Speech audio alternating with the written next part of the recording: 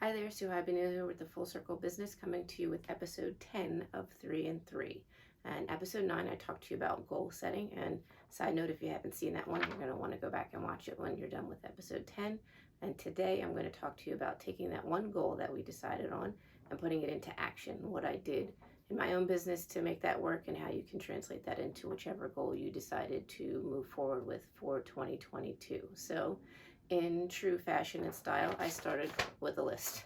So tip number one is, once you've identified that one goal that you're going to work on to get to your 10-year dream, we're going to do a brain dump. So grab a pen and a pad of paper. I encourage people to do this by hand because there's something different about actually writing things out. Your brain kind of processes differently instead of sitting in front of a computer, and just kind of do a brain dump. Here's my one goal at the top of the page.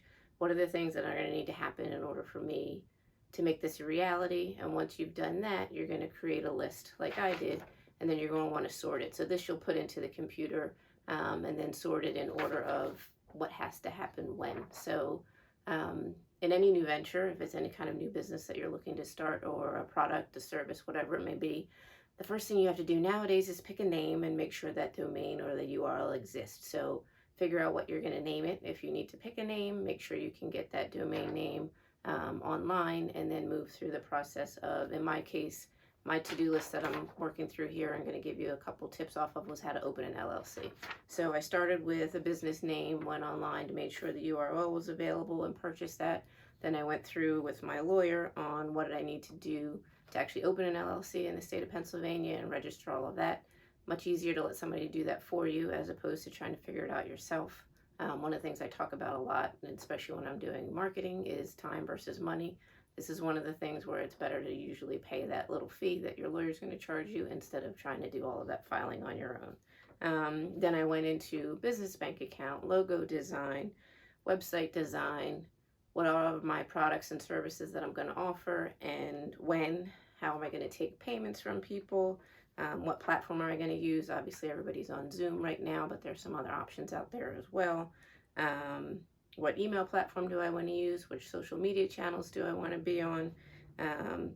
CRMs, how am I going to track everything once I start amassing some customers? What am I going to use for payment processing and bookkeeping, which I ended up being QuickBooks? Do I have a printer for any printed materials that I need?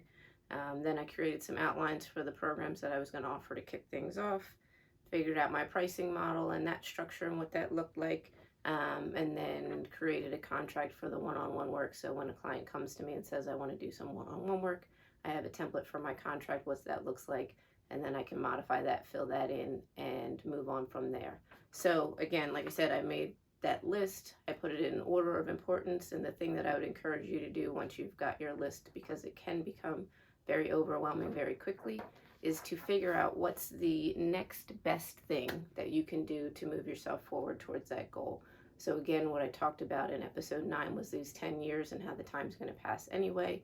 If you have a plan, then it makes it much more productive in terms of making sure at the end of those 10 years, you're where you want to be. But again, it's going to take time. So depending on what you're looking to do, what your goal may be, it may take you longer than a year. But if you have those steps outlined and you know what that next best thing is, and you continue to make small progress and build on that over the course of weeks, months, years, whatever it is, at the end you will arrive where you want it to be, and in a much more streamlined fashion and less stressful fashion than if you just kind of hodgepodged it and didn't have something to work off of.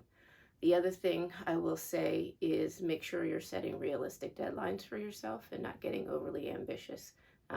In all our excitedness and eagerness to do something new, sometimes we forget that we still have other things that we have to do.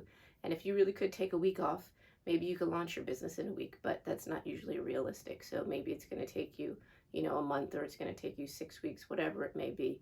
Be really realistic when you're setting your deadlines so you don't feel like you're not hitting your goals and you're not achieving those action steps that you've outlined for yourself. And I know we're up to 5 tips in this 3 and 3, but I think it's important to share more when necessary. So the last tip that I will share with any new venture is ask for help. So in my case, I have a friend who already became a consultant, was in the contracting world, worked for some contractors, opened a consulting group of his own. So I tapped him on the shoulder and asked him, what do you wish you had known before you started? What are the things that tripped you up along the way, kind of the do's and don'ts, the pluses and minuses?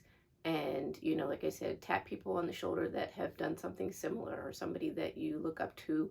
Believe it or not, I had a woman that I worked with years ago through a consulting group that I was a part of who was really great at productivity. And I was afraid to reach out to her on LinkedIn because I'm thinking maybe she's not going to help me, because I'm also focusing a little bit on productivity and organization as well. Turns out she ended up being a very helpful and almost mini mentor for me for, you know, a few months in the beginning. She's reached the point in her career where she's doing exactly what she wants to do. She's in her niche. She didn't mind sharing some helpful information with me. She was very excited to see me kind of do my own thing and wish me well and told me to stay in touch. So reach out, tap a few people on the shoulder. Don't let the fear stop you from asking someone that you look up to or admire for, you know, a little bit of advice or a little bit of feedback along the way. And then, like I said, one step at a time, put things into action, make sure you're executing in a manner that makes sense, in an order that makes sense, and in a time frame that is realistic for you so that you can still relax and enjoy a little bit of your life as well in the process of starting something new and focusing on a new goal. So here's to a wonderful end to 2021, an amazing start to 2022, and I look forward to the opportunity to help you get from stress to streamlined.